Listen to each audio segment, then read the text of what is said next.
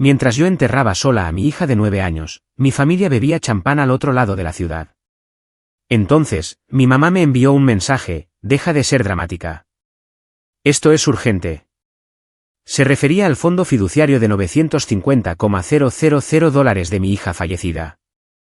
El suelo estaba hablando bajo mis talones, esa clase de tierra húmeda que ahoga el sonido. El ataúd de Sofía se veía imposiblemente pequeño mientras se hundía en la arcilla roja de Carolina en el cementerio Maplewood. Mi hija había luchado contra un raro trastorno sanguíneo durante casi un año, y ahora me quedaba un silencio más pesado que cualquier diagnóstico. Apreté el borde de mi abrigo negro para calmar mis manos, pero nada detuvo el temblor. Solo Ángela Ramírez, mi vecina de 72 años, estaba a mi lado. Ella había traído guisos durante las interminables noches de hospital, cuidado de Sofía cuando necesitaba una ducha, y se había sentado con nosotras a través de fiebres y transfusiones. Hoy, era la única presente, su mano curtida descansando ligeramente sobre mi brazo. El resto de mi familia, mis padres, Carlos y Lorena, y mi hermana Vanessa, no estaban por ninguna parte. Cuando el ministro murmuró palabras de consuelo, mi teléfono vibró en mi bolsillo. Lo saqué sin pensar, desesperada por alguna conexión. La pantalla se abrió en Instagram. Allí estaba Vanessa, con una copa de champán en la mano, un diamante brillando. Una nueva foto publicada minutos antes. Mis padres la flanqueaban, sonriendo como si nada en el mundo se hubiera perdido. La etiqueta de ubicación decía: Granger Eisen Hotel, Raleigh. El dolor en mi pecho se agudizó. Mi familia no se había retrasado ni estaba abrumada por el dolor. Habían elegido no venir. Otra vibración. Esta vez un mensaje de texto de mi madre. Deja de ser dramática. Esto es urgente. Por un momento, pensé que tal vez finalmente se estaba comunicando, ofreciéndome las palabras que necesitaba. Pero el siguiente mensaje reveló la verdad. Necesitamos discutir el fideicomiso de Sofía. $950,000 no pueden quedarse sin hacer nada. Ángela apretó mi hombro, sintiendo el escalofrío que me recorrió. Guardé el teléfono y miré la tumba, dándome cuenta de que mañana tendría que enfrentarlos. La mañana después del funeral, el cielo estaba bajo y gris mientras conducía por las calles arboladas de Oakwood Heights. La casa de estilo colonial de mis padres lucía tan impecable como siempre, las persianas blancas recién pintadas, el camino de ladrillos barrido. Aparqué junto a la acera. Tenía un nudo en el estómago tan apretado que apenas podía respirar. La puerta principal se abrió antes de que llamara. Mi padre estaba en la entrada, su rostro dispuesto en una máscara de preocupación. Elena, entra. Te estábamos esperando. Su voz era cálida, pero las palabras se sentían ensayadas. Dentro, la sala de estar estaba preparada como una sala de juntas. Mi madre estaba junto a la chimenea. Vanessa se sentaba en el sofá con una chaqueta impecable. Y Mara, quien una vez fue mi mejor amiga, estaba sentada al borde de una silla, evitando mi mirada. Una carpeta yacía abierta sobre la mesa de café, con papeles dispuestos en pilas ordenadas. Vanessa se inclinó hacia adelante, deslizando una página hacia mí. Esto es simple. El fideicomiso de Sofía es significativo y no estás en condiciones de administrarlo responsablemente. Si firmas aquí, yo actuaré como fideicomisaria. Puedo asegurar que el dinero se use sabiamente para la familia. La voz de mi madre intervino, melosa pero afilada por debajo. Solo pensamos en ti, querida. El dolor nubla el juicio, no deberías llevar esta carga sola. Tomé una de las páginas, mis manos temblando, y vi una anotación en el margen. La fecha era del invierno pasado, meses antes de que Sofía comenzara sus últimos tratamientos. La revelación me golpeó como el hielo. Se habían estado preparando para esto todo el tiempo, esperando el peor resultado. Me ardía la garganta, pero forcé mi voz para que sonara firme. No, no firmaré. La sonrisa de Vanessa vaciló, sus ojos se endurecieron. No seas impulsiva, Elena. Estamos tratando de ayudarte. Coloqué los papeles de nuevo en la mesa, me levanté y caminé hacia la puerta. La voz de mi padre me siguió, más cortante ahora. Estás cometiendo un error. No me volví. Afuera, El aire fresco de Raleigh llenó mis pulmones mientras me daba cuenta de que no era el dolor el que hablaba. Era un plan cuidadosamente construido mientras yo luchaba por la vida de mi hija.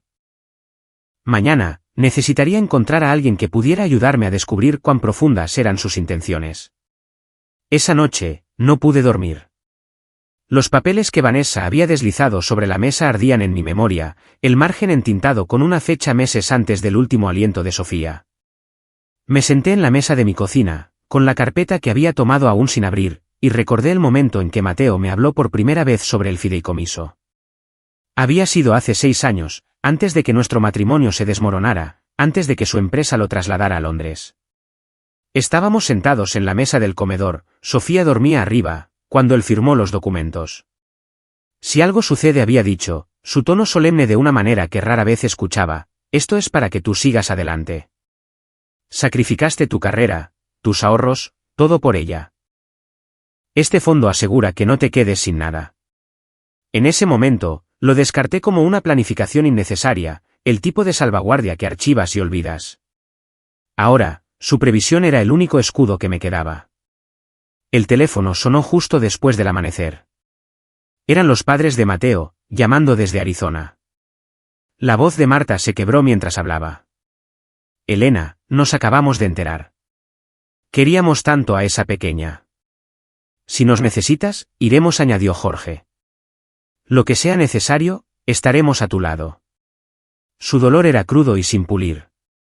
Un agudo contraste con la simpatía fabricada que había escuchado ayer. Ángela pasó más tarde con un café en un vaso de papel y firmeza en sus pasos. No puedes enfrentarlo sola. Necesitas a alguien que conozca la ley, alguien que no se deje intimidar por el teatro. Esa tarde, marqué el número que había escrito en un trozo de papel. Ricardo Donovan, Chapel Hill. Su recepcionista me dio una cita para la mañana siguiente. La oficina de Ricardo olía levemente a cuero y madera vieja. Escuchó en silencio mientras yo explicaba, deslizando la carpeta del fideicomiso de Mateo sobre su escritorio. Después de revisarla, se reclinó y se ajustó las gafas. Mateo fue preciso. El fideicomiso te nombra como beneficiaria residual y tiene múltiples capas de protección contra la interferencia familiar. No tienen base legal para tomarlo. Un alivio me invadió, atenuado por una fría constatación. La ley podría estar de mi lado, pero mi familia no había terminado. Necesitaba pruebas de sus intenciones antes de que volvieran a atacar. Ricardo no se anduvo con rodeos. Volverán a por ti con más fuerza. Si perciben vacilación, intentarán socavar tu credibilidad. Necesitas documentarlo todo, cada mentira, cada omisión, cada intento de presionarte. Rastros de papel. No lo olvides. Esa noche, me senté frente a mi portátil y revisé el feed de Instagram de Vanessa. Las fotos del Gran Geraisen brillaban con lentejuelas y champán, con la marca de tiempo de las horas exactas en que yo estaba bajando a mi hija a la tierra. Las imprimí, cada imagen más nauseabunda que la anterior. La sonrisa pulida de Vanessa, los rostros radiantes de mis padres, el pie de foto, el para siempre comienza esta noche.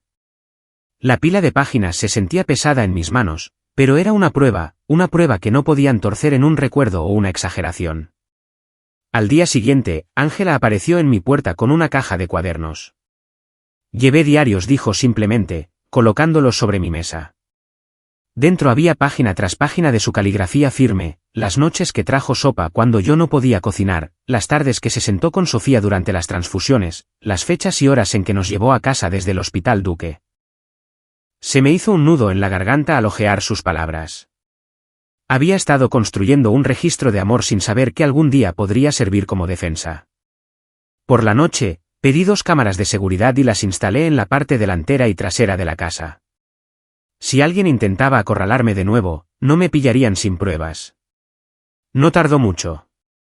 3 días después, acepté reunirme con Vanessa y mis padres en una cafetería en Raleigh, esperando que un espacio público mitigara su crueldad. Llegaron juntos, Vanessa a la cabeza, sus tacones resonando contra el suelo de baldosas como un metrónomo. Mi padre no perdió el tiempo. Elena, tenemos que finalizar esto. Firma los papeles de fideicomisaria y sigamos adelante. Mantuve la voz tranquila, aunque mis manos se cerraron en puños debajo de la mesa. Mateo incluyó protecciones en el fideicomiso. No puede ser modificado sin su consentimiento, y me hizo la beneficiaria residual. Lo sabéis. La sonrisa de Vanessa se endureció, sus ojos brillando con frustración. Si no cooperas, no tendremos más remedio que solicitar la tutela. El tribunal verá que estás demasiado emocional para manejar este tipo de dinero. Deslicé la cláusula impresa del fideicomiso sobre la mesa.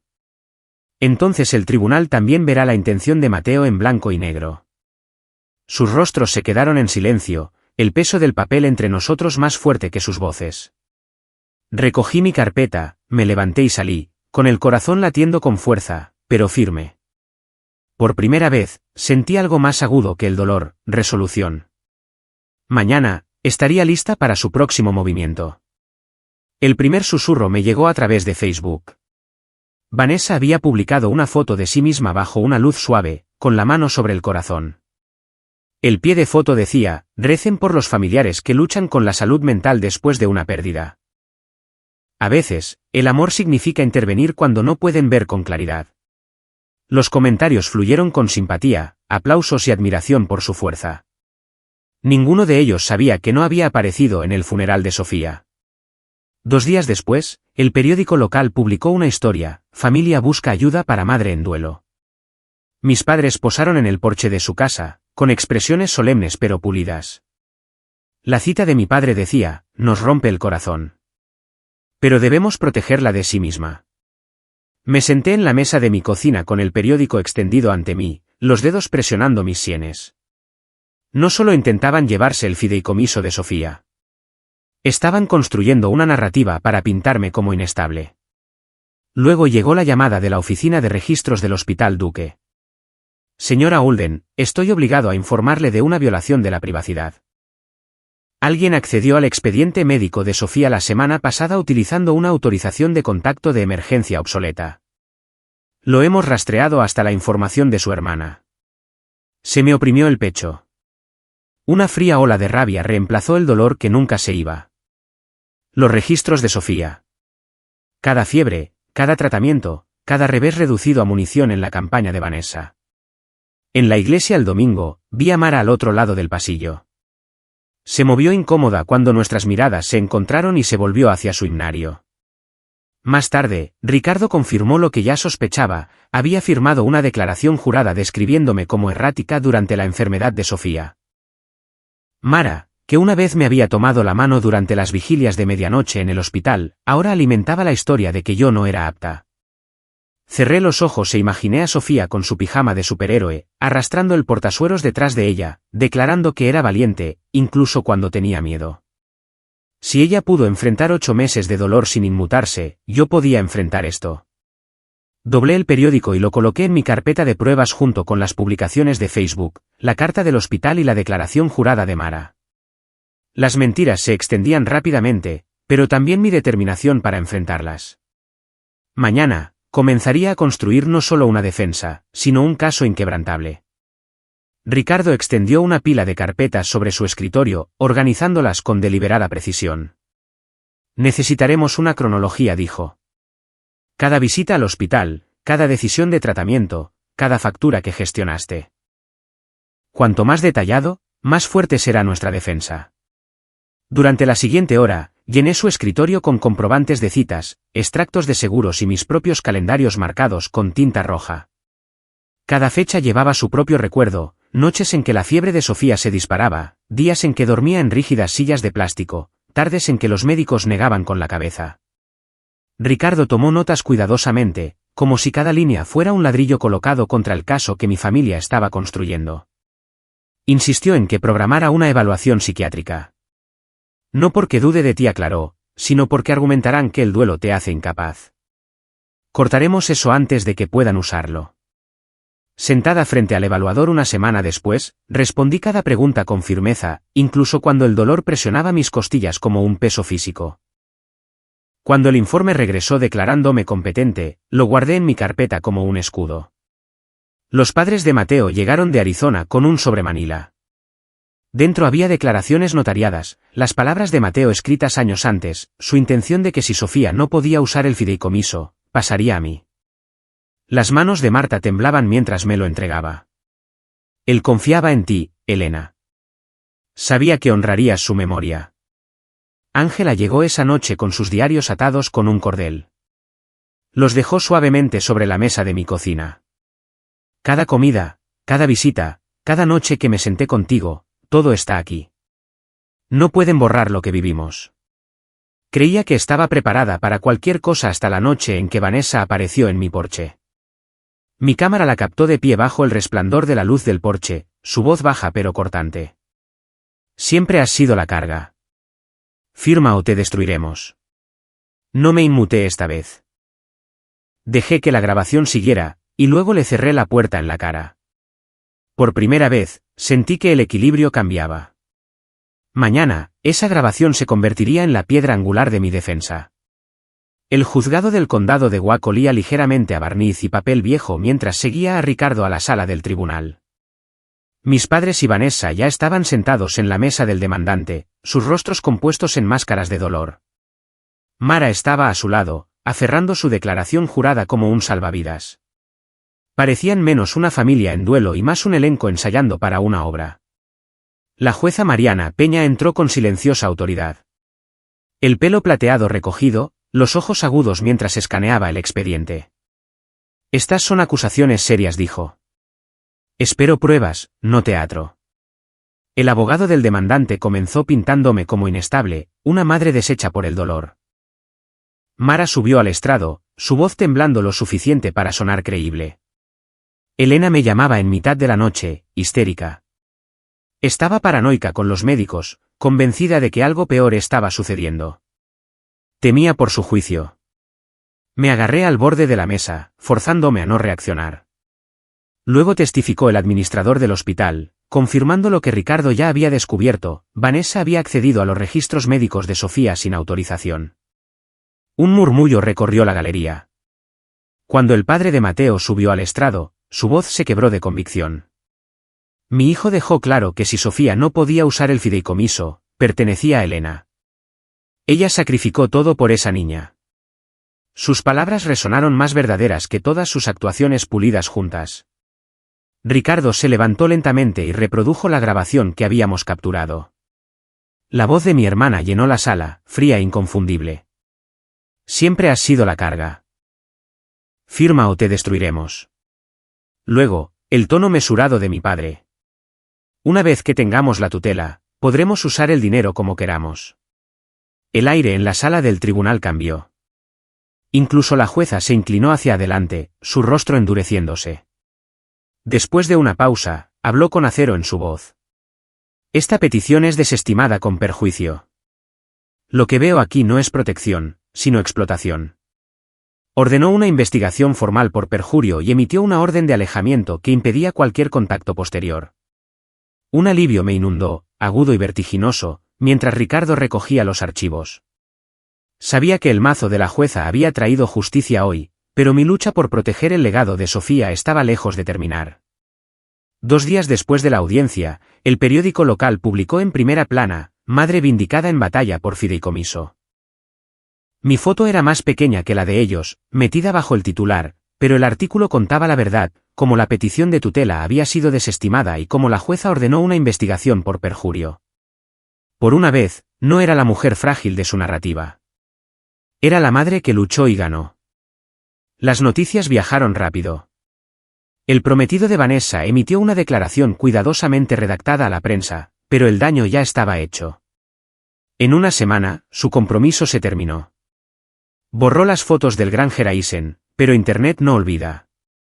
Las capturas de pantalla circularon en los hilos de comentarios, prueba de dónde había estado mientras yo estaba sola junto a la tumba de mi hija. Mis padres se retiraron al silencio a medida que se corría la voz de que podrían enfrentar cargos por falso testimonio. Pensé que me traería satisfacción, pero en cambio dejó un vacío doloroso. Ni siquiera la justicia podía deshacer lo que habían elegido. Mara tampoco se libró. Su empleador revisó su declaración jurada después de que apareciera la grabación. En cuestión de días, perdió su trabajo. La misma mujer que una vez me había trenzado el pelo antes de los bailes de la escuela ahora evitaba los pasillos del supermercado donde yo compraba. La traición tenía un costo, y ella también lo estaba pagando. Una tarde, Ángela se sentó frente a mí en la mesa de la cocina, sus manos rodeando una taza de té desconchada. «¿Intentaron enterrarte?», Elena dijo en voz baja. «Pero tú construiste algo de las cenizas. Eso es lo que tu hija vería». Pensé en esa palabra, familia. Ya no significaba sangre o herencia. Se sentía más como una partida en un formulario, un nombre bajo, pariente más cercano. Lo que importaba ahora eran las personas que se quedaron cuando todo se rompió. Toqué la carpeta de los documentos del fideicomiso que descansaba sobre la mesa. Proteger el legado de Sofía era solo el principio. Mañana, decidiría qué hacer con él. En las semanas posteriores a la audiencia, el dinero del fideicomiso ya no se sentía como números en una página. Se sentía como una responsabilidad, una oportunidad de convertir la corta vida de Sofía en algo duradero. Con la guía de Ricardo, establecí la Fundación Sofía Olden, con una misión clara: apoyar a las familias que enfrentan trastornos sanguíneos pediátricos y financiar la investigación que algún día podría salvar a otro niño. El primer proyecto estaba cerca de casa. El hospital infantil de Duque había sido nuestro segundo hogar durante esos largos meses, y ahora llevaría el nombre de Sofía.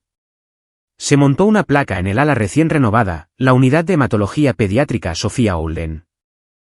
De pie en ese pasillo, tracé las letras con mis dedos, recordando a Sofía con su pijama de superhéroe, arrastrando su portasueros con un orgullo obstinado.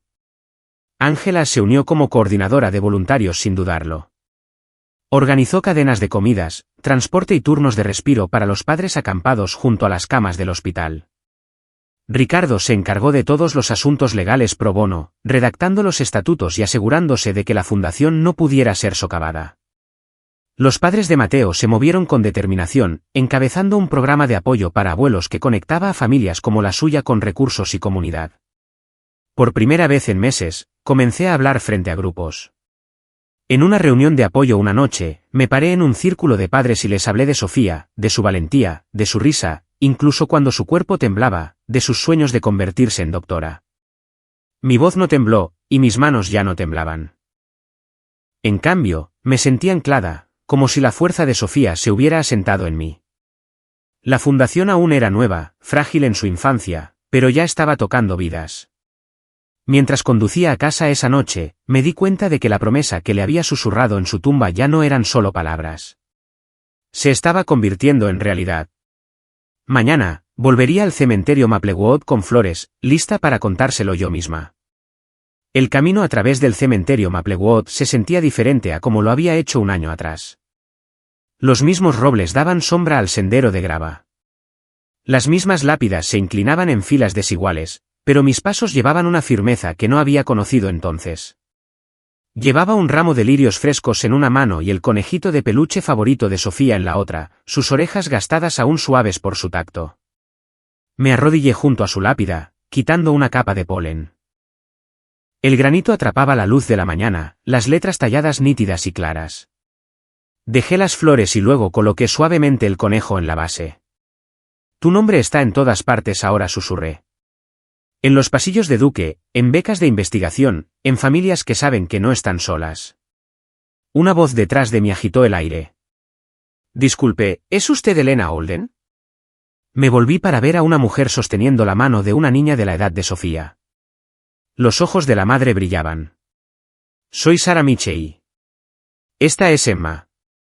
El año pasado, le diagnosticaron el mismo trastorno sanguíneo que a su hija.